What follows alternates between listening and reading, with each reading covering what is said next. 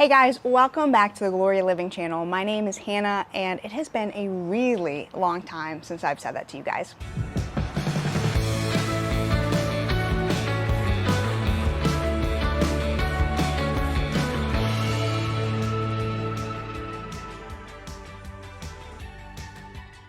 I embarked on making a YouTube channel to do everything about life. I didn't want to narrow it down just to gardening, just to sewing, just to cooking, just to any of those things. I really wanted it to be about living a life that is to the glory of God, which is what Gloria means, and just filming that and teaching and sharing, and honestly, mostly surrounded by gardening, because that's like my love and my passion is gardening. Doesn't mean I'm most knowledgeable expert, but I just enjoyed it so much I wanted to do videos about it and share that passion with others, and also not drive all the people around me crazy who aren't as crazy about gardening. But I hit some bumps in the road trying to do that. Some of those bumps in the road were normal life things. I have two small children who definitely need my attention and I don't want to miss out on that time with. I was having equipment trouble, just life busyness. I kept having the intention of, I'm gonna get back into it. I'm gonna get back into it and get videos going.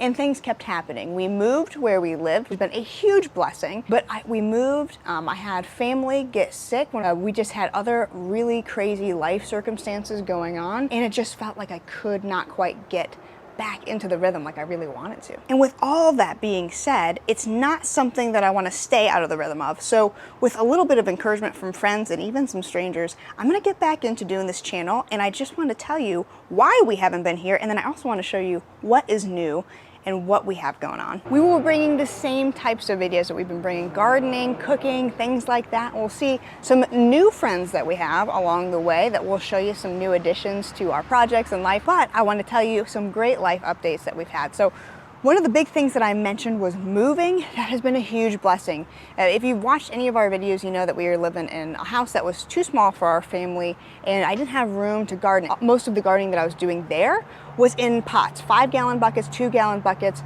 and there were some great projects that we worked on and it really helped us grow. But it wasn't what was best for our family, and now we were given an opportunity through just amazing circumstances to have a larger area to rent out while we still save for a house or think about building a house that has more room for our kids and has a backyard to it that we are allowed to use for all of our projects, such as gardening and some chickens now. All that to say, I'm so excited to share with you guys everything that's been going on. Obviously, it's October, so the garden looks a little bit sad. But I also, this year, for the first time, have successfully planted a fall garden. Yeah, who knew? You just need to water fall gardens, you know? And we'll also take a walk down and see our additions to our home, which are our chickens. We have been so excited and wanted chickens for so long, and hopefully are going to get some eggs. These freeloaders are getting to the point where they really need to start laying some eggs, so hopefully we'll get some of those before winter sets in. So as we walk down to the garden, what's been a great blessing to us is that the previous owners of where we are renting actually had a big garden area with raised beds that they had set up and even put in organic soil, which was really cool. So we've been using that, but I'll tell you what, raised bed gardening is like a learning curve of its own. The shallowness and dealing with the heat in Tennessee has presented its own set of challenges, but we're going to show you that real quick and just show you the failures and the things that I'm learning and just show you what we got growing. If you all remember, we had a garden at my parents' house, okay, and they were so nice to let us do that, and we had double fencing to keep the deer out, which totally worked. It just wasn't going to work in this location. So this started off as just this one main area with these raised beds, and we added this other area which took tons and tons of wood chips, cardboard, and now we are building up the soil for it to try and make it just a more successful garden, because it wasn't great this year. Although I late planted some squash and they are like super happy growing in there. But it's just, we just need more soil buildup, so that's what we're gonna be working on over the winter time. But what we did was an electric fence, which honestly we have not even kept mostly on, but I'm gonna explain probably in a future video why this has worked for the deer. Sometimes just a fence won't do it. Anyways, let's enter into the garden. You know, something that I absolutely love is that peppers are such an encouragement. I mean, I had the hardest time growing peppers at first, but they always love the fall. Like as soon as it hits fall time here in Tennessee, they just seem to take off and are so much happier than in the summertime. And so we've got peppers galore. We've got some cubanelles, we've got some marconis, some jalapenos that we're actually struggling because I put them in too late, and some banana peppers that have just been overwhelming us. So the pepper game has been totally on point this year. Tomatoes struggled like crazy, except for this giant back here. There is this tomato plant back here. We'll show it to you here. It is a beast. I could not even trellis it up. And are you surprised to see what it is? Any gardener who's ever grown these will not be. Yellow cherry tomatoes, holy cow. These things are like weeds. I mean, they have gotten and fallen into the ground and we're gonna be overwhelmed. Next year it's gonna be horrible and awesome all at the same time. So yeah, chickens love these. I love these, but they're overwhelming. Our tomatoes are dying. Look at this. This is like the Grinch's Christmas tree right here. The basil is so happy. We're gonna take that whole plant out and let it dry out and harvest that here soon. To the bed on my left, we've got a few different types of beans. We have got some carrots and some dill that I wanted to replant as well, because I also planted some cucumbers, hoping I could get some more cucumbers and do some more pickling with those. And so I thought if I could grow my own dill and grow my own cucumbers and just have kind of a head start and maybe even some fall batches of pickles, that would be amazing. We've got peas growing up our trellis here and a load of carrots and radishes. And we're just so excited because the fall garden is actually taking off and is super happy. You know, the summers can be so hot in a raised bed. One thing that I learned this year is that you really have to stay on watering or do much more mulching, which I'll do next year.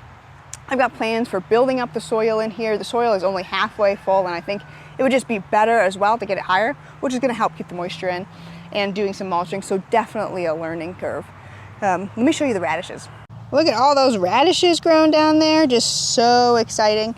I have not had great success with root veggies. That guy's in the way. Except for one time when I forgot that I planted carrots, and then of course they came out great. But this year really stayed on it, really tried being good with the watering, and obviously, it made all the difference. Walking away from where the raised beds are, we've got our in-ground part. My original plan in here was to have corn in this bigger area as well as potatoes, and it just didn't do great. And the reality is, there just wasn't enough soil buildup yet. And so late in the summer, when I pulled out the corn, I also just planted some squash. Actually, I think before I pulled out the corn, and after I weeded and did a lot of work in here, the squash just took off. So now we have the second batch of squash, which is doing great. What we're gonna do here in a little while is once I harvest the squash, we're gonna put the chickens in here. They're gonna build up the soil for us, and we're gonna do some composting and whatnot throughout the winter as well to get everything built up. And that will just give us so much more success next year. I don't know if you can see what's behind me, but it's not soil, it's dirt. So we'll hopefully get something better next year, but it just takes time to build up good soil. Look at this beautiful squash though. It's huge. This is called a buttercup squash. If I'm remembering correctly and not mixing it up, because there's a million squashes out there, this can actually replace sweet potatoes. It's very similar to sweet potatoes, and I think they even said in the description of this one that like the settlers would grow this instead of sweet potatoes because they were easier and they were same flavor and sweetness. So I'm growing this for a good friend of mine, and hopefully this will be able to be harvested soon. We've got a few more. This one's a little smaller, and hopefully not too long and we'll be able to get the chickens in here, and they're gonna scratch this all up and hopefully make some better soil for us. All right, so next we're headed down to see the chickens. This backyard has been a huge blessing to us. We had a much smaller area, and obviously we're not in a place to have chickens and do big gardening projects or things like that. So huge blessing, super noisy road, but still able to utilize this space, which is great. So behind me are the chickens. We built this coop and I am super proud of it. We're gonna share how we built it here really soon in a video because honestly, it's awesome. We didn't want to have them in one space so that they'd just be killing the grass. We wanted them to be able to be moved, and we also wanted to have this be as like self-sustaining as possible so that it was the least amount of work. So I wanted to kind of be like a lazy chicken owner and just wanted to be able to do the least amount of work while also getting the most amount of reward. So we built this, we came up with this idea. It was kind of a modge podge of things I had seen around, but just built this from our head. And we're so proud of it, and it works great. So we cannot wait to share that with you. But here are our chickens behind us. We have black Australorps is what we decided on. We got them from a local hatchery, like 40 minutes away. So they were really great, really affordable too. But unfortunately, we had for affordability, we got unsexed ones. And so we've got a lot of roosters who are soon to be chicken dinner. But they're so sweet-natured, and we got these, one, in case we wanted to breed them ourselves and hatch out our own chicks. If we wanted to do that, we could do that with the black Australorps. We also wanted something with a friendly nature that our kids could be around. These guys are so friendly. We've got a lot of roosters in here, and still everybody's really nice and friendly. I don't know if that would change as time went on, but they are really kind. They also can go broody, which might be a good thing or bad thing depending on how you feel about that. I liked the idea of it. We may regret that. But these are our chickens, and this is our mobile coop, which we have engineered, and I'll show you more details about that soon in the coming weeks. You'll be able to check that out. So look forward to that video, how we built our mobile coop, which is like kind of this beast in steroid mobile coop, but it's awesome. It's not that hard to move, and we've already made all the mistakes, so you can just learn from it and enjoy it and maybe build one yourself. So guys, that is where we have been. We had so much going on, which got us out of the groove, and now we have so much going on that's gonna get us back into the groove, making videos and just kind of sharing life with you guys. We have so much coming up. We wanna be sharing with you guys how we made that chicken coop. We're gonna be teaching how we make literally the best roast chicken you've ever had, easiest way to cook it, and the best results. Also, we're gonna be talking about seed saving here soon, as well as we're wrapping up the gardening season. So a lot coming out in the next few weeks, and a lot we wanna share with you guys. If you have been a longtime subscriber, thank you for sticking around and being patient. And if you're a new subscriber, we're glad to have you along for the ride. And we cannot wait to share life with you and do it all for the glory of God. So thank you so much for tuning in. And until next time, guys, we'll see you soon.